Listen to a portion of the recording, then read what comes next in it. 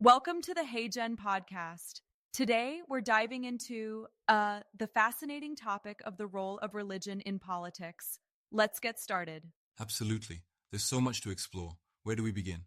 Well, throughout history, religion has really shaped political systems, laws, and social values. Right, it's been a driving force in many societies. Exactly. In some countries, religion directly influences government, while in hmm others, there's a clear separation of church and state. But that separation isn't always black and white, is it? No, not at all. It's more like a spectrum. There's an ongoing debate over whether faith should guide laws or if governments should remain secular. So historically, how has religion influenced politics? Well, in ancient civilizations, many were theocracies where religious leaders held power. Like in Egypt with the pharaohs, who were seen as gods themselves. Exactly. And during the Middle Ages, the Catholic Church had immense influence over European kings and laws. Right. And let's not forget the Islamic caliphates, where Sharia law was the foundation for governance. Yeah, and even in modern times, the US and Western democracies developed with the idea of separating church and state, but religion still hmm impacts policy decisions. So, what are some of the benefits of religion playing a role in politics? Well, it can provide a moral foundation for laws, encouraging charity, justice, and community values. That's true. Religious organizations often step in to provide social services like hospitals and schools. Exactly. But on the flip side, it can lead to discrimination against religious minorities or non believers. Yeah, and it can limit personal freedoms, like rights for LGBTQ plus communities or reproductive rights. Right? And sometimes religious conflicts can fuel political violence. It's a double edged sword. But don't you think that sometimes removing religion can strip away important moral considerations in governance? Well, I see your point.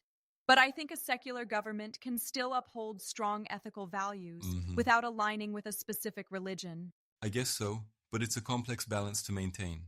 Definitely.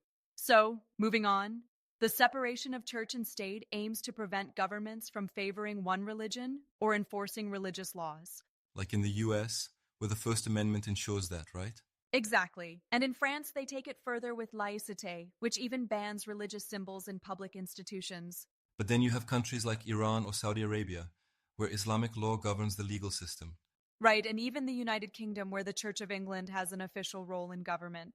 So secularism aims to ensure equal rights for all, regardless of religious beliefs. Yes, and it prevents governments from imposing religious beliefs on citizens and Yeah. helps avoid religious conflicts over political power. But critics argue that secularism can remove moral guidance from politics. That's true, and it can also restrict public expressions of faith, like banning religious clothing in government buildings. In the US, religion still plays a significant role in politics, even though there's supposed to be a separation. Yeah, you've got evangelical Christians who typically vote conservative and focus on social issues like abortion and LGBTQ plus rights. And Catholics, who are split politically, but influence debates on healthcare and social justice. Exactly. And Jewish and Muslim voters often support progressive policies, advocating for civil rights and immigration reform. So religion definitely impacts policy issues. Absolutely. The pros include supporting social welfare programs and shaping ethical debates.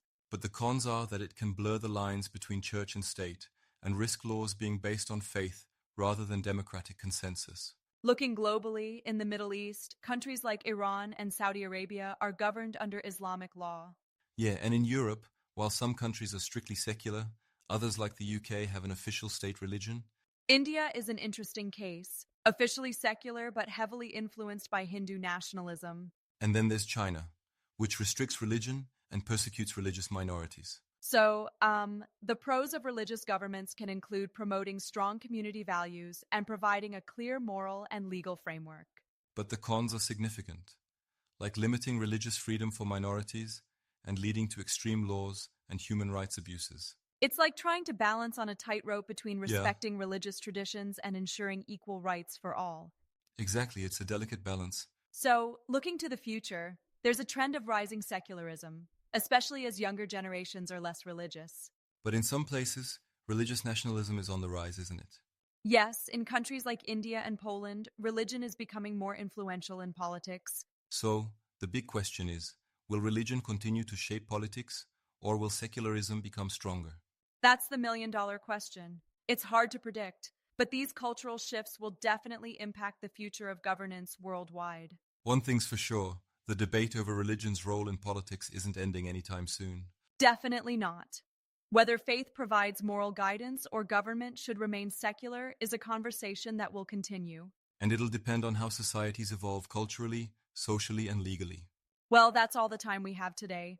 Thanks for joining us on this deep dive into religion and politics. Thank you. Until next time.